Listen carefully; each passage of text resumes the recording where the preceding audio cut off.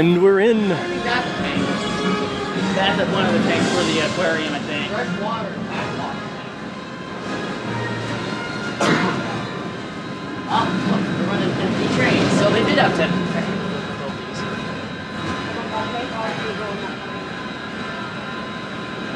Now here is some water.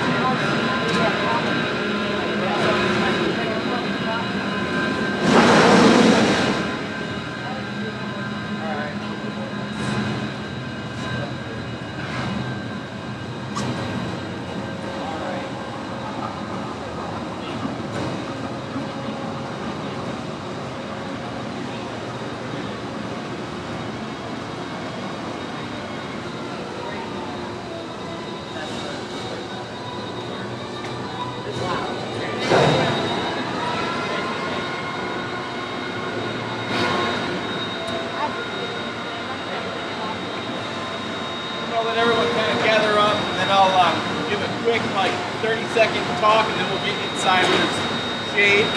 There is no air conditioning, but there is shade. All right, all right, gang. Well, thanks for joining us for this Coaster Tech Talk. It's part of the Coaster Week. Yesterday was National Coaster Day, so we wanted to do something that we don't do. So this is something we typically don't do. We sometimes bring the UCF students out, the engineers, as part of a class from time to time, but we typically don't do this. What we're going to do is we're going to tour what we call our coaster house. There's really 3 levels, but we're going to go on 2 levels. The first level is down here where we house all of our spare parts and rebuild motors and brakes and all those things. And the second deck is where we house our coasters at nighttime. So real quick, we're standing underneath what we call our transfer track. So what happens is the coaster comes to this point, it's parked, we slide the whole track over and we back it up into each of the 3 bays. This coaster was built in 2009. The track length is a little over 3,300 feet in length, and we have 3 trains that we normally operate with. Today we're operating with 2, and we've got 1 parked in here. That way our technicians can kind of share with you how they inspect it, how they work on it, things like that. So what we'll do is we'll all go into this door here, then we're going to divide up into 2 groups. Brent will take 1 group to the top, where you'll see the coaster there, another group will hang out, and then we'll flip-flop, and then at the end of the tour, if you'd like to ride Manta, we'll take you right on and get you right on the front of the line. Okay? Let's head in.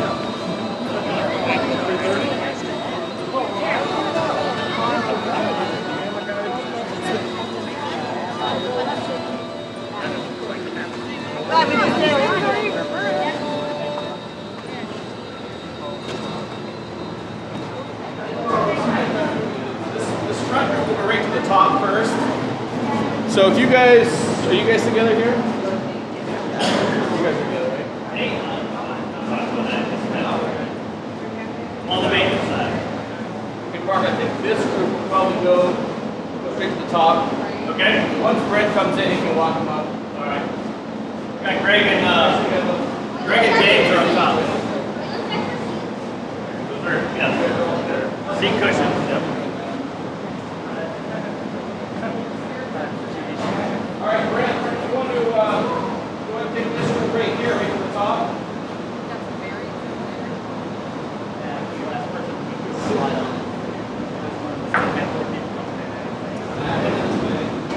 You guys are going with Brent to the top. Good luck.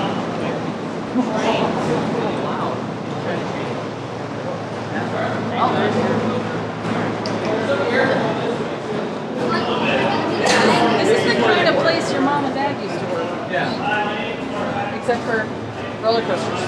Awesome.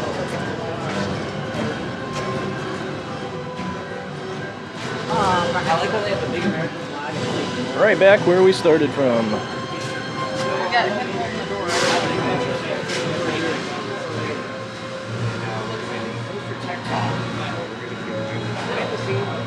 Alright, we're gonna go right up the staircase.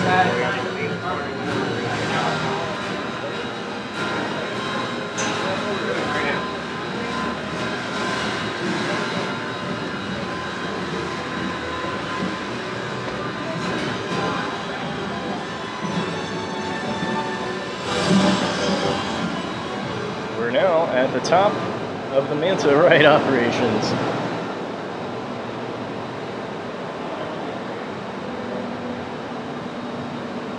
Welcome. Come on down, right down this way. Hello, gentlemen.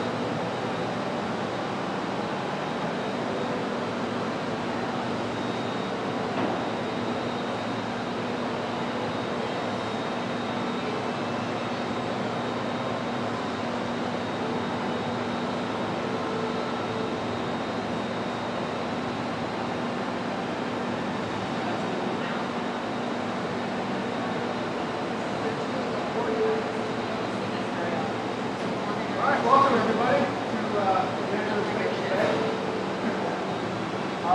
We'll go over some of the how the train works and stuff like that.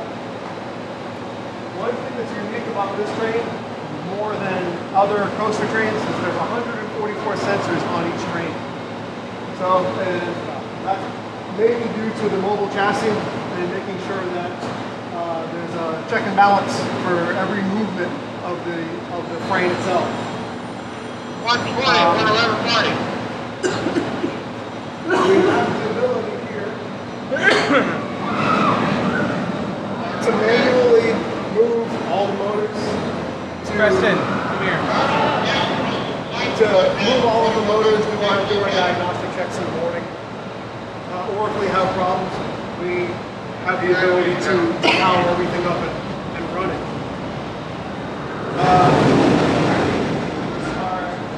For instance, when you go downstairs, you'll see there's a setup of the motor that locks the chassis when it goes into the flying position. So I'll go to that. Show you how we can make that work.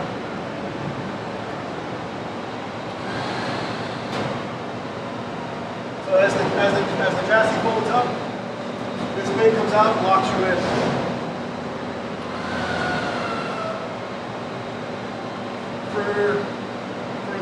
To make sure that you're locked in, there's 6 sensors alone just to make sure that you're locked in. And most of it are just, like I said, check and balance.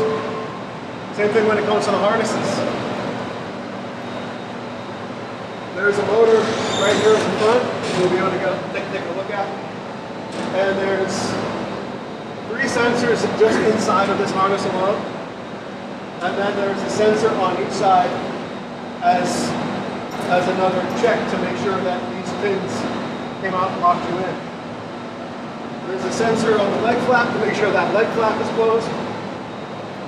So for a coaster train, it's pretty technical.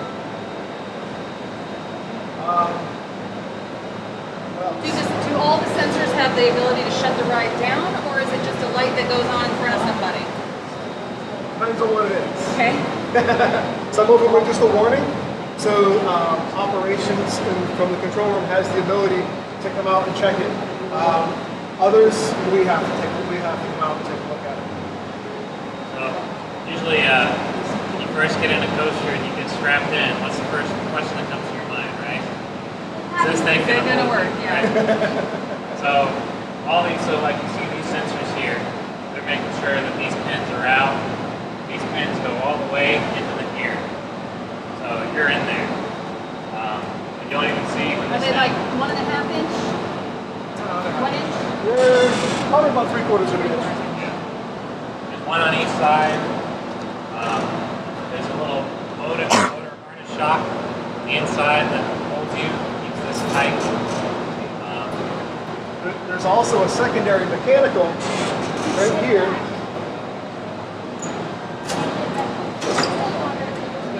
There's a secondary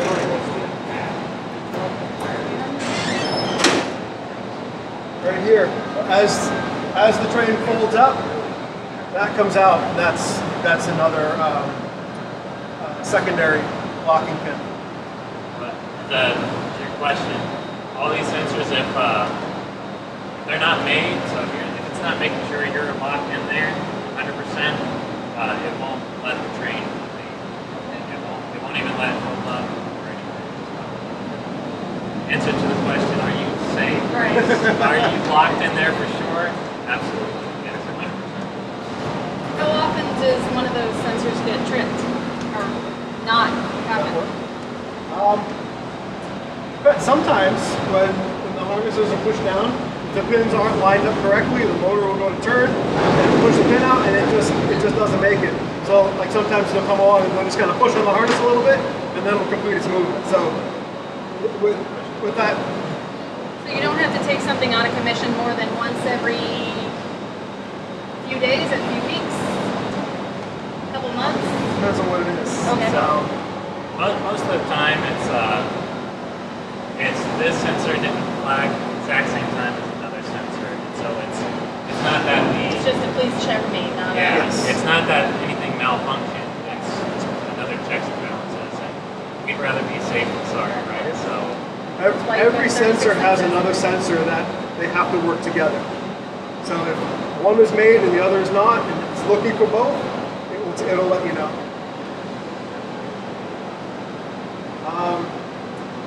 This bay over here, when it's empty, this is where we do all of our annual maintenance.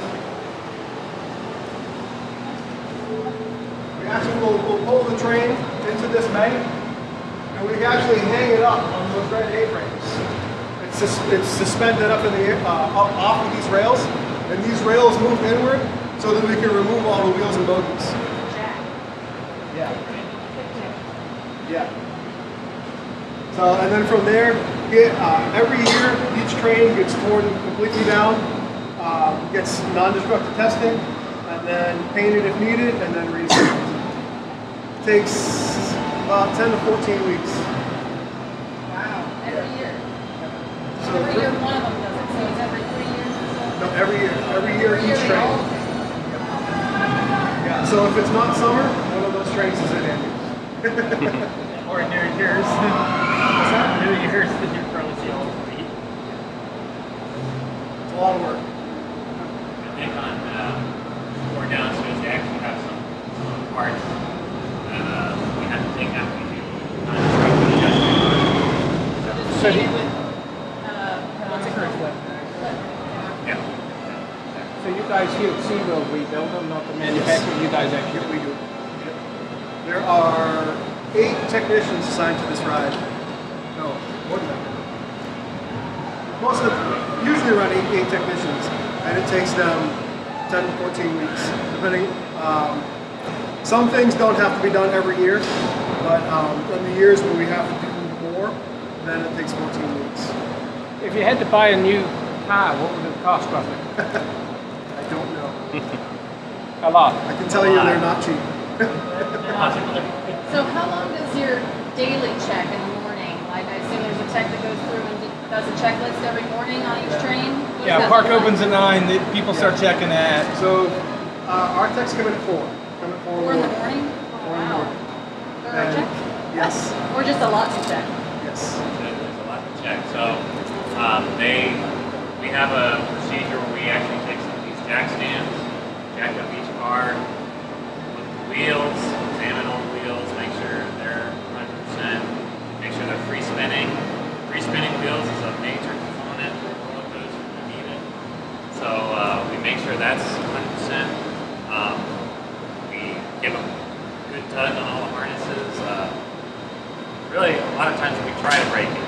I was going to say, do you do any destructive testing, or was that all during the design phase? That's all during the design phase. So the manufacturer, B&M, makes this one. They do all those testing before they give it to us. Do they make any other coasters in your park? And so all of our They make like most of them, yeah. our big coasters are all B&M. So Mako, Kraken, and B&M is the name of the manufacturer. But this is the most complex car of all of them, right? You should have Yes. out there. By far, yes. because of all the electronics. It's more like robotics than anything. So, Is it out of service often? Is this one right? What's this uptime of this? It's pretty good. This is pretty reliable. Yeah. It's a very reliable company. How long do you expect it to run before you really have to start replacing the whole? Massive parts. So it depends on the part. It depends on how busy we are. So the coaster itself, you expect it to last 30 years or 10 years? It's already 10 years now. old, Yeah. right? I hope it's think- not 10. I'm not sure that What's the the warranty manufacturer does manufacturer? give us a lifespan, but I don't think they give us an end of life. So it's all like, I Up to you. At this year mark of operation, you need to replace the bogies. Regularly. So how long does the track last generally? Any high stress parts of the track you have to work on? It's about 50. Oh, you're talking about ride length? No, the track itself, wearing out or Which having parts are problems. likely to? The track itself should last the life of the ride. Do you walk it at all? Do you have to go around and check it all the time? How do you do that? We do ground inspections daily, and then 2 times a year we come in with a crane and a man basket, and we have an NDT contractor that actually follows the track line in that basket. And they do crack testing and stuff like that? Yeah.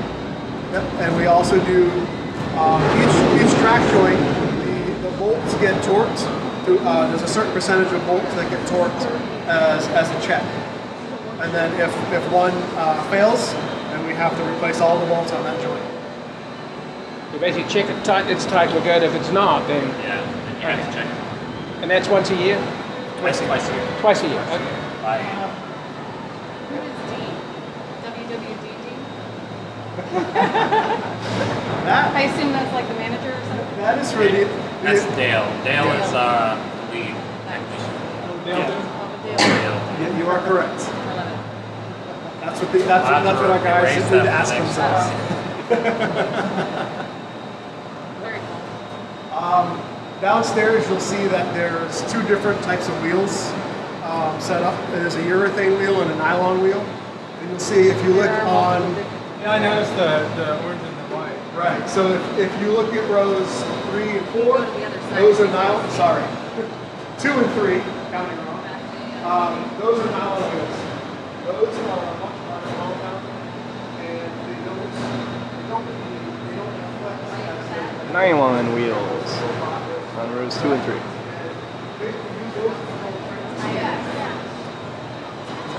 So if we want to increase the speed, we can add 7.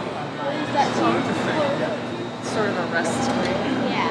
So does that mean it's a better ride in 1 and 5? We should look for the yellow So wheels. it's the faster, so especially with these wheels, the faster it goes. It also, because there's not a lot of cushion, it gives you a rougher ride. Oh, is it? Yeah. Okay. So you won't really notice it on here because but if there are The whole thing's one. there are trains out there that are run all nylons, and you do So get how a much little is the weight rougher. of the riders? Nylons are which one? The white ones. ones. The weight of the coaster. You'll see that. So we do our test cycles in the morning. It takes a train on average 54 to 55 seconds to make it complete revolution around the track.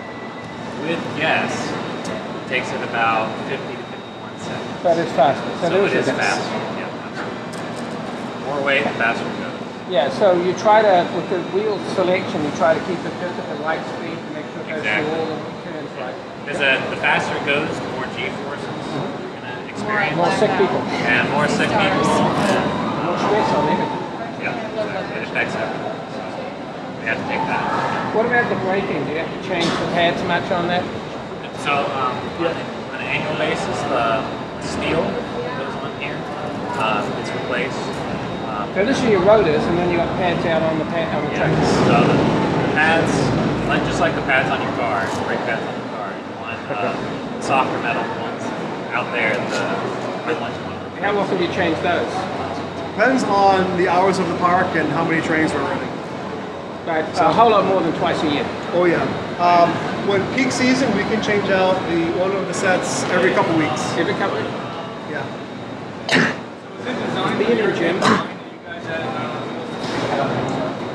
So it's all, it's a B&M. We kind of tell them what we want. We don't want it too rough, but we want a nice fun ride. So, and we also have a really sport. So that's right here. All right. The next set's coming upstairs, so let's make our way Right downstairs. to the roads and then turn right, okay? Right down, thank you. No problem. Hey, Greg.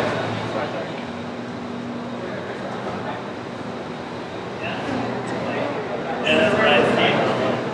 Ready to go down.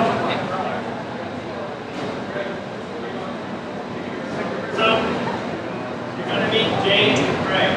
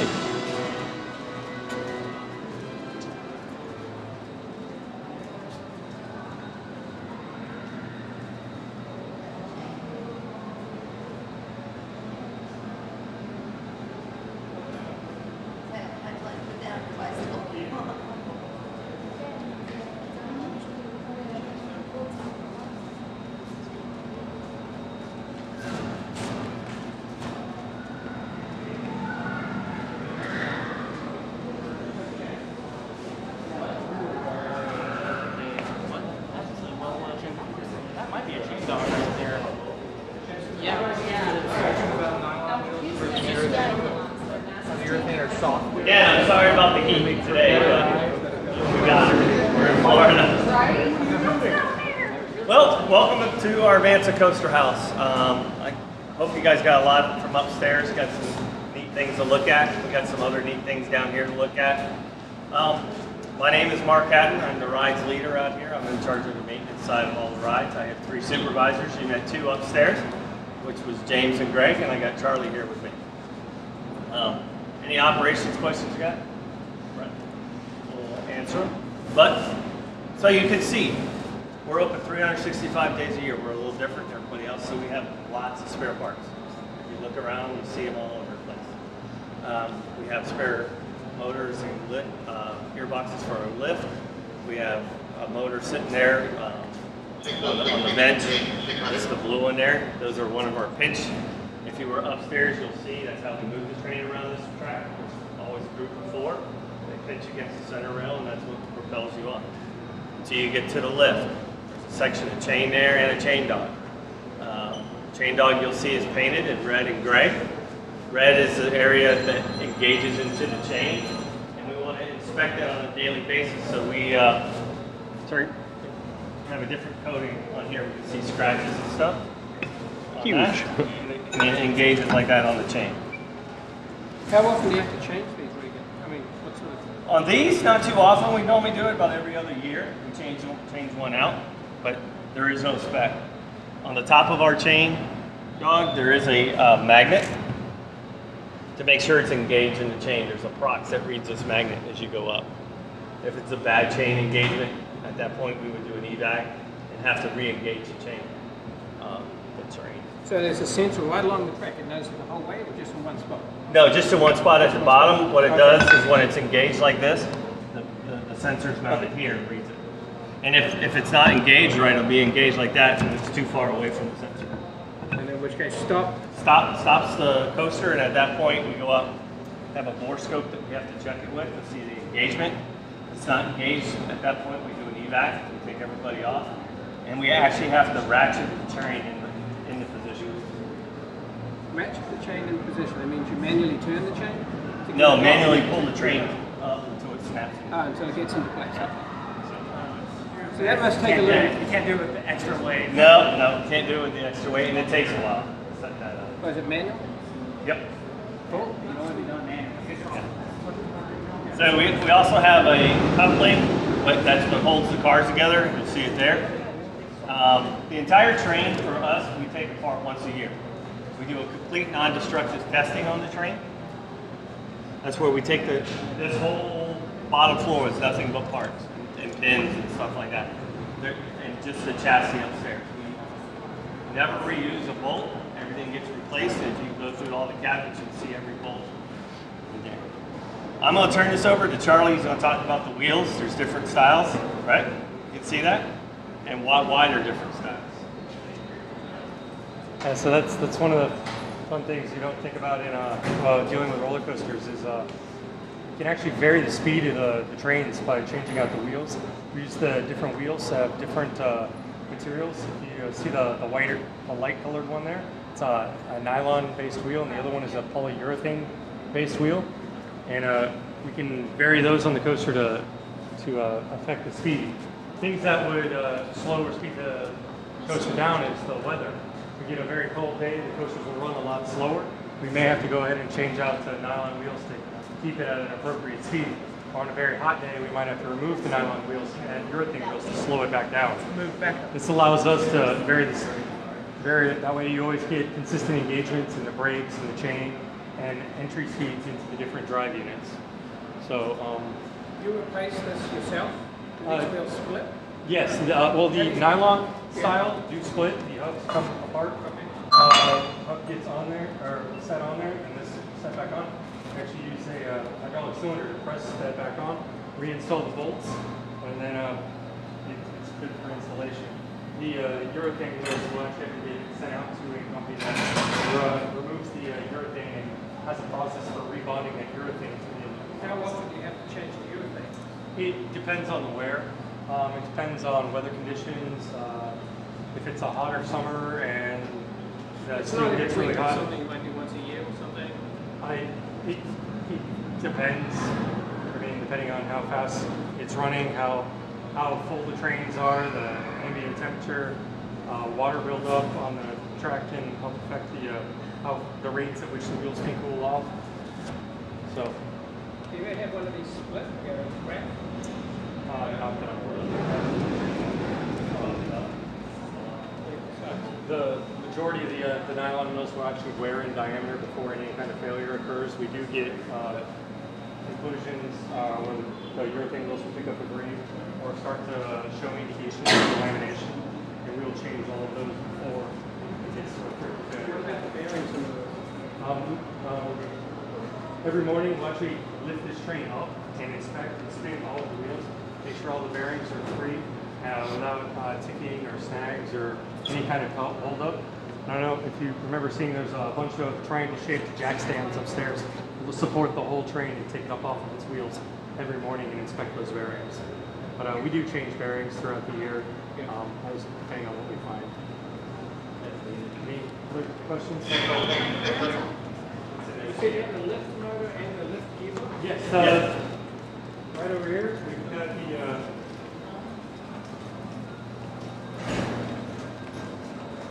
the main lift motor. It's a DC drive, and it's got a fan on top of it.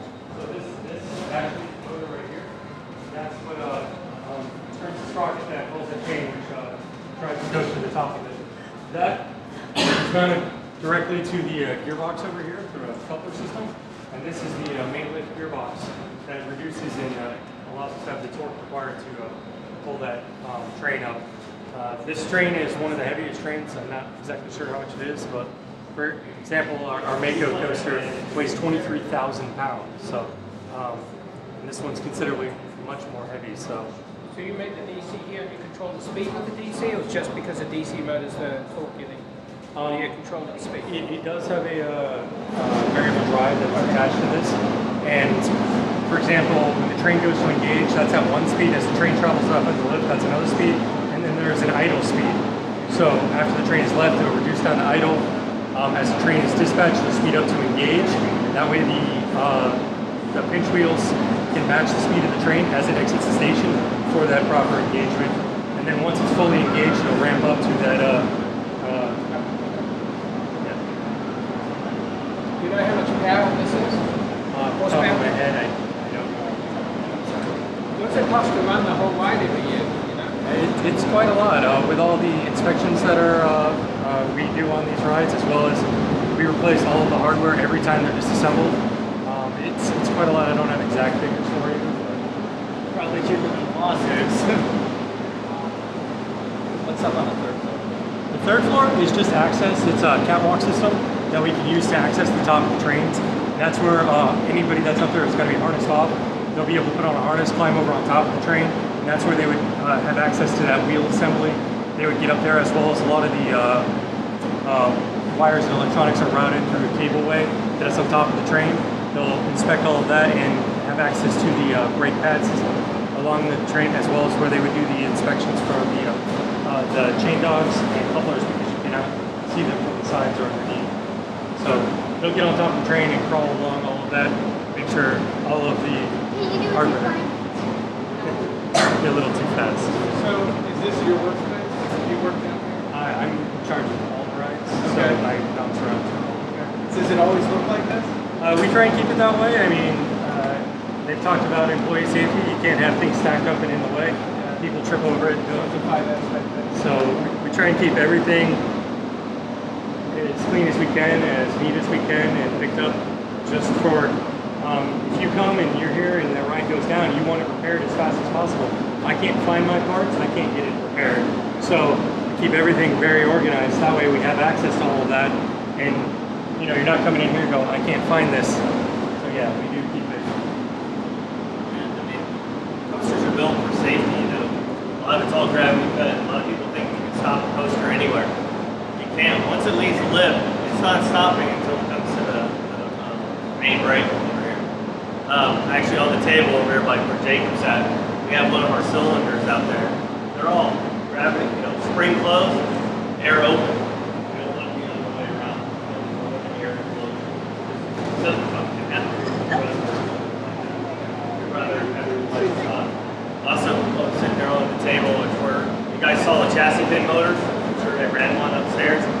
they build them. We have a chassis pin motor over there. We can show you how it operates if you guys want to walk around. Those are pitch wheel motors, so when we get past the old AC60, they are, so then it's 6 feet. Well, they're all theirs. Like I said, we put a cylinder here and start the train. That's why we use those.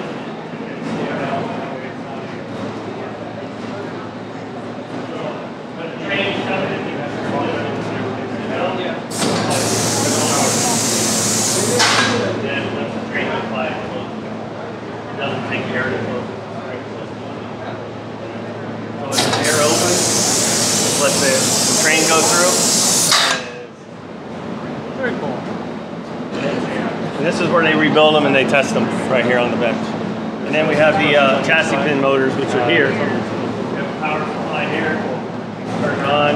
This is in the down position. In the out position, it's locked.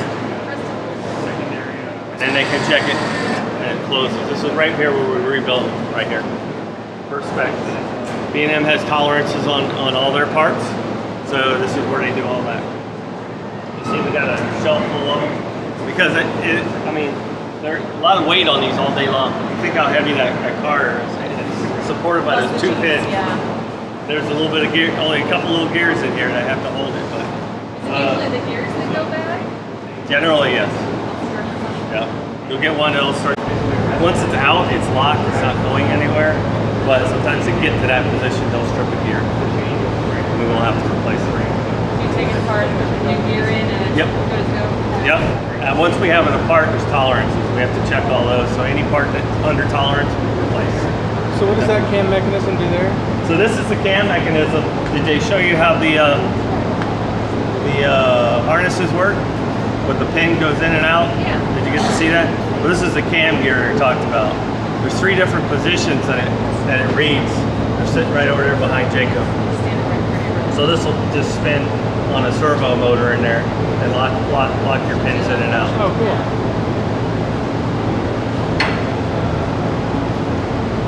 So operations has keys like this that actually insert. And they can manually take you in and out. They'll be able to turn it any way they want when they do an evac. Right, evac rate. Or if they coaster out sometimes, they'll get stuck and they have to help. Turn it over. How often do you guys practice your evac? We have quarterly drills, so we have to drill the team on it to make sure that they understand, from beginning to end exactly, what the protocol is. We actually put team members in those seats as well. That way they're actually evacuating people out of the seats themselves and not just nobody. That gives the opportunity to interact with guests as well as practicing opening it, and also in the fly position. We'll typically do one in the station because then it's in the fly position as well as on the block break and then the lift as well. So we'll try to vary it up once in a while, but we do practice at least once a quarter. So how many? Every coaster in the park, each one gets a quarterly drill? Yep. Even all of our theaters and everything. Yep. Have you done one this year on this? Yep. A real one? We've done 2 so far, and we're planning our 3rd one. No, I meant one with Yes. guests. We've done an actual evacuation. Oh, yes we have. Yes we have. Yeah, things that are beyond our control, power losses, stuff like that, we can't do anything with. Now, for that, we do have a platform because this is, a little I saw different. it slides up, right? Right, it slides up underneath the train. Now that is, we got a generator on it, so if we did lose power, we still have access to that to get up to the train. But we do not, the generator will not propel the train over there. So, After like a hurricane or a storm, yes. y'all have to check the system. Yes, check the whole system. Depending on the severity of the hurricane, at some points we have to get high reaches and cranes out here, do a complete NDT of the ride. But generally, it's a visual inspection. Yeah. Any other questions? Anybody got anything? I'm sure a lot. I have 63 guys that work for me. I don't know if they talked about it. They all come in at 4 in the morning. go home at 12:30, and I have a second shift that comes in, 4 to 5 guys, girls that come in at that time to maintain the ride.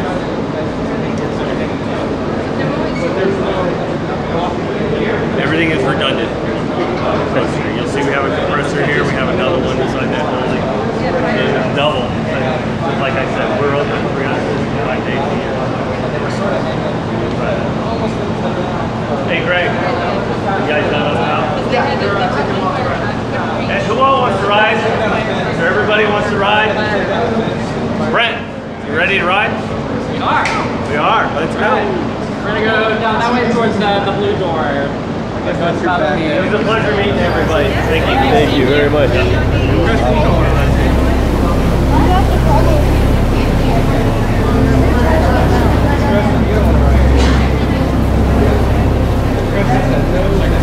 And now we're gonna get to go to the front of the line for Manta. That's a pretty cool benefit. This is a free Tech Talk, by the way, folks. Free with any day's admission here today, or you park annual pass.